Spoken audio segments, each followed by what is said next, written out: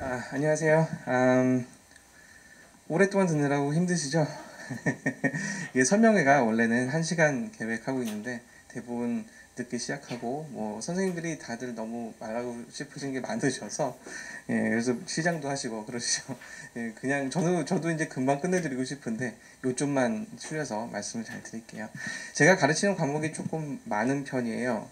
그런데 서로 상관관계가 다 있고 요점이 뭔지 여러분들한테 전달할 수 있으면 오늘 그게 목적을 달성하는 거겠죠. 자, 일단 AP Computer Science A부터 들어갈게요.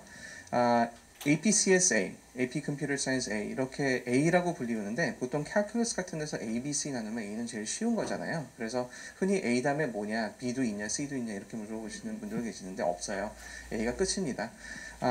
오히려 이 과목은 다른 과목들과 반대쪽으로 가고 있어요. 다른 과목들은 점점 해가 가면 어려워지는데 얘는 점점 쉬워져요. 왜냐하면은 애초에 너무 어려워가지고 애들이 다들 포기하고 드롭하기 때문에 좀 더 많은 학생들이 보도록 하기 위해서 수준을 낮춰가고 있는 편이에요. 쉽게 말하면 이거는 이 ABCS는 알고리즘 공부예요. A가 알고리즘의 A일까요? 지금 갑자기 생각했는데 그건 아니거든요. 하지만 뭐 그렇게 볼 수도 있을 것 같아요. 알고리즘이란 것은 문제를 해결할 때 어떠한 방법을 해결할 것인지 최적의 루트를 찾아가는 그것을 정형화시켜서 남한테 커뮤니케이트 시켜주는 거. 이게 알고리즘이에요.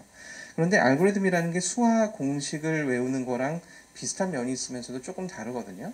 그래서 연습이 많이 필요하고 어떤 면에서 보면은 단기 암기가 잘 안 통하는 과목이에요. 또 한 가지 여기선 두 가지를 기억을 하시면 좋겠는데 오늘 말씀드린 그 포커스는 두 가지예요. 하나는 그 과목이 알고리즘 공부이다 보니까 특성상 편차가 커요. 학생 간의 편차가 가장 큰 과목입니다. 심지어는 옛날에는 코딩 쥐인이 있어야 한다 이런 말이 나왔었을 때도 있었어요. 90년대 2000년대 초반 들으셨을 거예요. 코딩은 할 수 아는 사람들만 한다. 근데 교육의 힘이 뭔가요? 못하는 사람들도 하게 만드는 게 교육이거든요. 많이 발달되어 가지고 이제 못하던 사람들도 잘 할 수 있게 한 그런 방법들이 많이 개발이 됐어요. 그런데 지금까지도 편차가 많이 큽니다. 다른 과목들은 정말 잘하는 학생들도 컴퓨터 갖다 놓고 하면은 못하겠다는 학생들이 꽤 있어요. 그래서 그런데 중요도는 정말 높죠. 요즘 뭐 인공지능 여전히 중요하고요. 그래서 그 커리큘럼 상에서 학교에서 많은 장려를 할 거예요. 그러면은 해야 되고 근데 난이도는 있고 그럼 어떻게 해야 될까요? 미리 준비를 하셔야 돼요.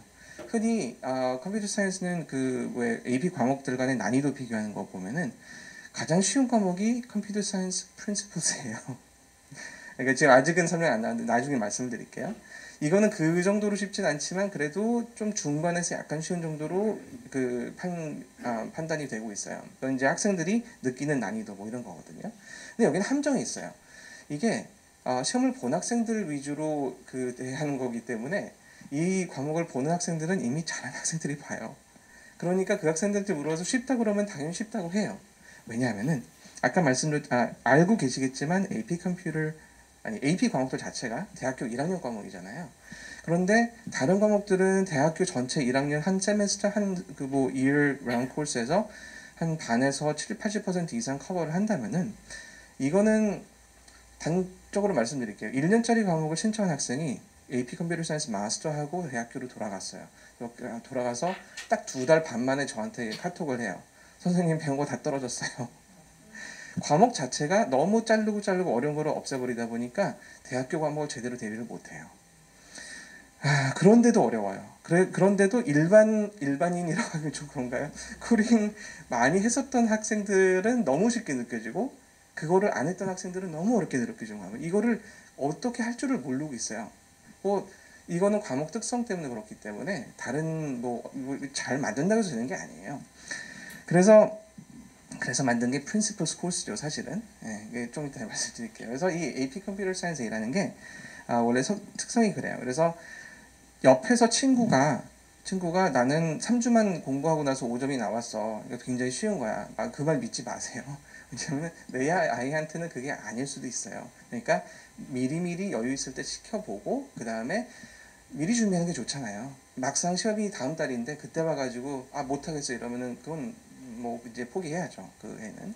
그러니까 일단 그 이런 거를 겨울부터 저는 겨울이 거의 마지노선이에요. 겨울부터 시작하셔서 그 이후에는 위험 부담이 점점 커져요.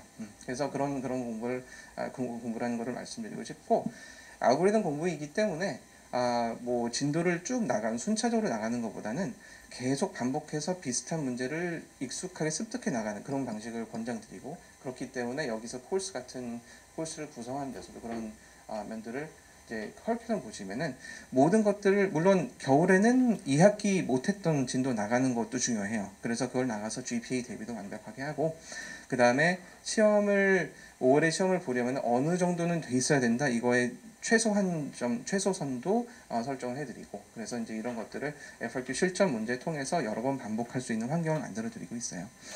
첨삭도 항상 하고 이제 피드백도 드리고 학생들이랑 같이 co-miserating도 하고 인생 상담도 하고 하여튼 그렇게 잘 즐겁게 진행을 하고 있습니다. 그래서 week 3는 사실은 커리큘럼상 약간 redundant practice라고 볼 수도 있고 여기는 아직은 이제 제가 포함을 안 시켰는데 특목고, 국내 특목고가 있죠. 그러면 유학생들 반하고는 좀 차이가 있기 때문에 아까 여기 그 윈터랑 스프링이 유학생들은 명확해요. 그래서 윈터는 이제 12월 이제 크리스마스 전 후 2주, 스프링은 3월인데 국내 특목고 같은 경우는 그게 안 되기 때문에 1, 2월에 이 두 가지 프로그램을 다 크램해가지고 한 번에 끝내는 프로그램들이 있어요. 그래서 지금 그 프로그램들은 역시 홈페이지 같은 데서 보시면은 이제 다 나와 있고요.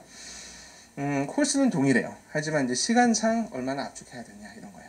자, 두 번째 주의사항은 뭐냐면은 희한하게도 컴퓨터 코스인데도 불구하고 컴퓨터를 가지고 시험을 안 봐요. 코딩을 할 때 애들은 보통 코딩을 할 때 컴퓨터에서 코드 그 IDE 같은 도구를 사용해서 코딩을 하잖아요. 그래서 선생님 저는 그 자바를 한 2년 동안 했고 제 앱도 만들었고 뭐 저는 전문가예요. 이렇게 온 학생들이 4점 나오고 그래요. 왜냐하면은 코딩할 때는 너무 쉽죠. 거기서 다 교정도 해주고 만들면 웹에서 리소스 찾아가지고 긁어서 붙이면 되고 이러는데 이번에 갑자기 종이를 주고 연필을 줘요. 그 다음에 쓰래요. 글씨 못 쓰는 거는 당연하고 생각이 안 나요. 뭐를 했는지. 옛날에는 타자만 좀 치면은 자동 완성이 딱 해줬는데 그게 안 돼요. 그렇기 때문에 특별히 준비가 필요해요. 거기에 대해서 대책이. 그래서 생각하시는 것처럼 이렇게 쉽게 점수가 안 나오는 요인 중에 하나가 아까 말씀드렸듯이 남이 쉽다고 내가 주는 게 아니고 해봐야 돼요. 생각보다 시간이 많이 걸려요.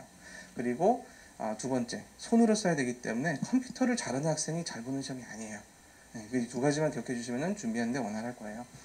자, 넘어가서 다음 과목을 볼게요. 유사코는 성격이 고등학교 커리큘럼이 아니에요.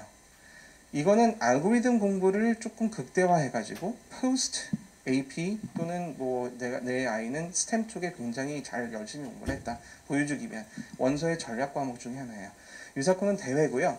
정보 올림피아드 들어보셨죠? 뭐 정보 올림피아드 이런 말 얘기 많이 하는데 스템 쪽에서 좀 잘하는 사람들 수학에서는 AMC, 에이미 하고 그다음에 컴퓨터 쪽에서 하는 게 정보 올림피아드예요. 정보 올림피아드는 국제 대회고요. 그거를 준비하기 위해서 국내 대회들이 있고 국내 대회 중에 이제 이거는 미국 쪽 대회예요. 우리나라에서는 사실은 우리나라 그 한국 정보 올림피아드는 조금 참가하기가 좀 힘드세요. 그러니까 워낙 우리나라 그 학생들이 많이 잡고 있는 것도 있고 미국에서 안 알아주지 않지만 조금 뭐 이게 뭐지 이런 경우가 있어요. 그래서 유사코 쪽을 해주면은 이쪽을 공부를 많이 했다 이걸 증명하기가 굉장히 쉬워져요. 유사코는 참가가 온라인 only고요. 그 다음에 12월, 1월, 2월, 3월까지 한 4번 정도 1년에 4번 정도 기회가 있으세요. 그래서 들어와서 참가하시고 그 다음에 그리고 롱 위켄드에서 내가 선택적으로 내가 원하는 때 시험 보면 돼요. 굉장히 간단해요. 이거 뭐 참가비가 얼마냐, 뭐 언제 어플라이 해야 되느냐 없어요. 그냥 아이디 만들고 그날 들어가면 돼요. 그러니까 참가하기도 쉬운데 그렇기 때문에 좀 언어 코드 이슈들이 있어요. 그래서 근데도 불구하고 이게 좋은 이유는 뭐냐면은 뭐 다 차치하고더라도 원서에서 내가 그냥 거짓말을 했다.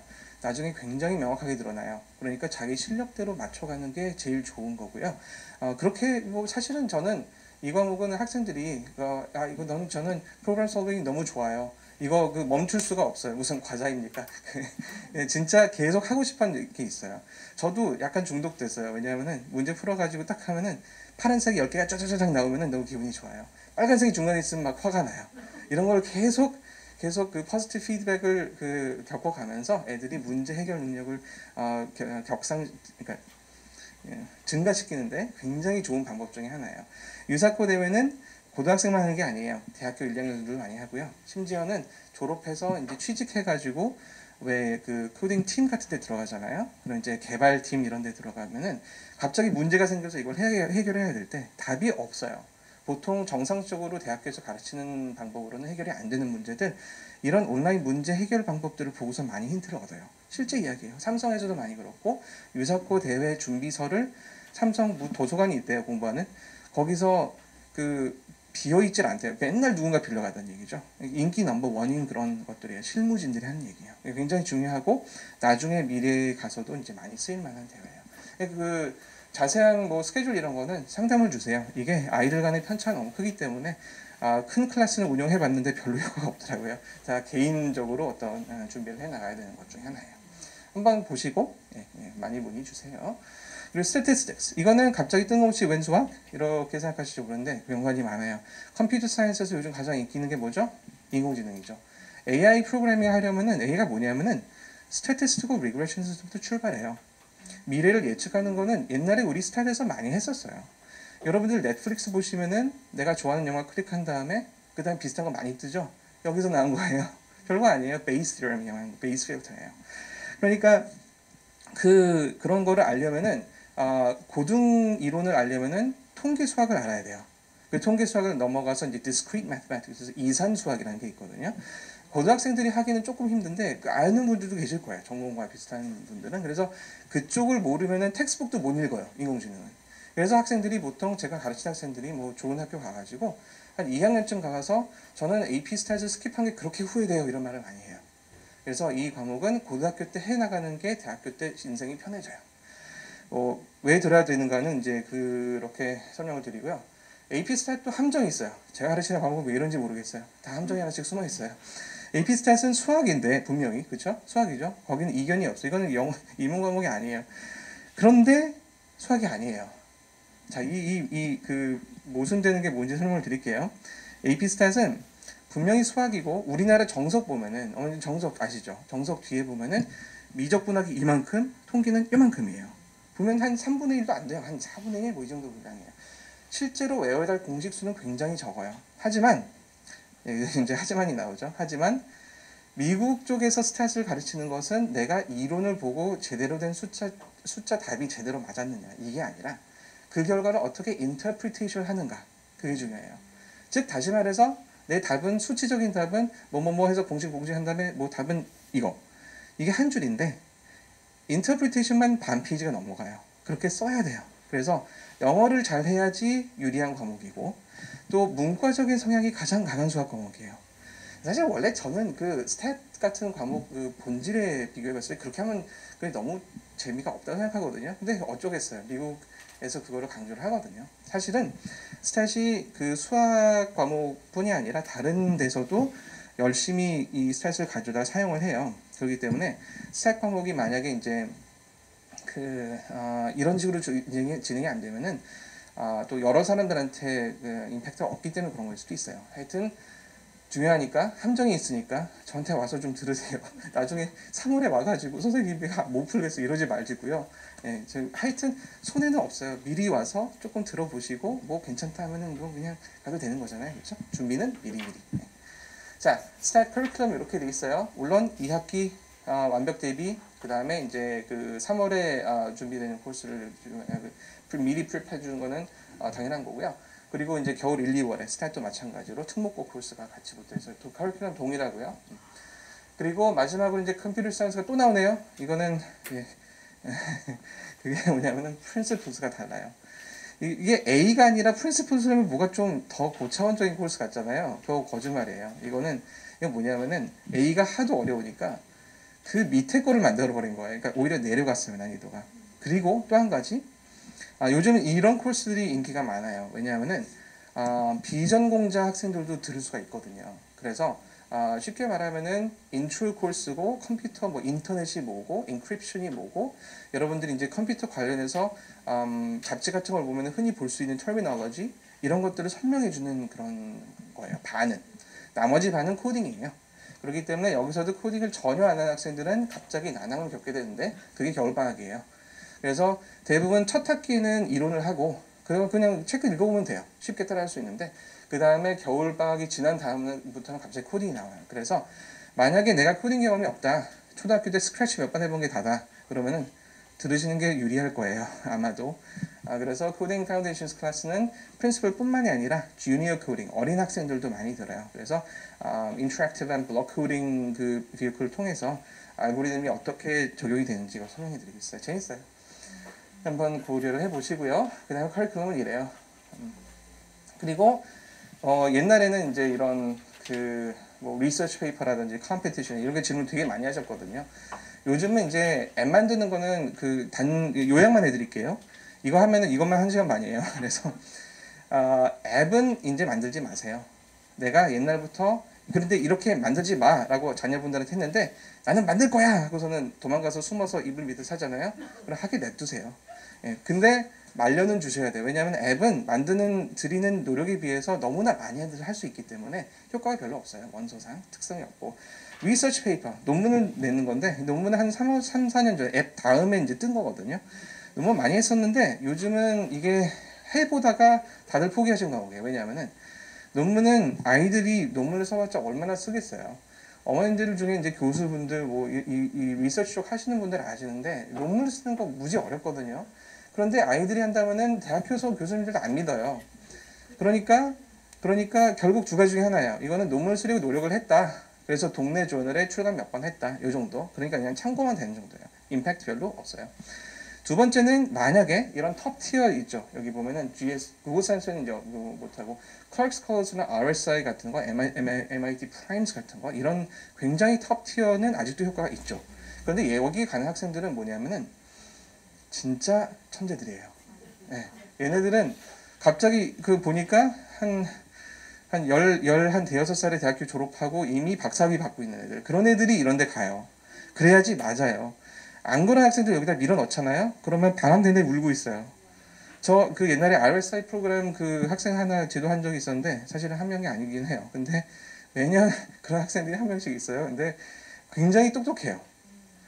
GP 우지 좋고 시험 보는 거 다 AP O 나오고 더 이상 할 게 없어요. 막 이렇게 의기양양해서 갔는데 울고 있어요. 그래서 교수님이 지도하라고 내준 논문이 자기가 썼던 논문 옛날에 쓴 논문 주고선 이거 한번 읽어봐 이래요. 대학생도 아니고 고등학생이고 어떻게 알아요? 못해요. 그러니까 내 아이가 진짜 천재다. 한번 해보세요. 괜찮아요. 효과 있는데 이런 톱티어 아니면은 그냥 바람이 포기하세요. 논문대는 우리나라 KCF 있죠? KCF에서 ICF로 넘어가는 이 정도면 괜찮아요. 그건 그냥 쓸만해요. 그런데 그 밑에 거 저널 동네 학교 매거진이 낸 거 그냥 무수지면 돼요. 예. 그러니까 노력과 성과가 얼마나 가치가 있어야 되잖아요. 그러니까 가성비 면으로 봤을 때는 한번 고민을 해보셔야 되는 거예요. 자, 이런 게 있는데 하여튼 옛날에는 이런 것들 많이 하셨는데 지금은 가장 좋은 거는 제가 볼 때는 유사코 같은 알고리즘 대회에서 명확한 내 결과를 보여줄 수 있는 이런 게 좋아요. 알겠죠? 예. 여기까지 말씀드릴게요. 오랜 시간 감사합니다.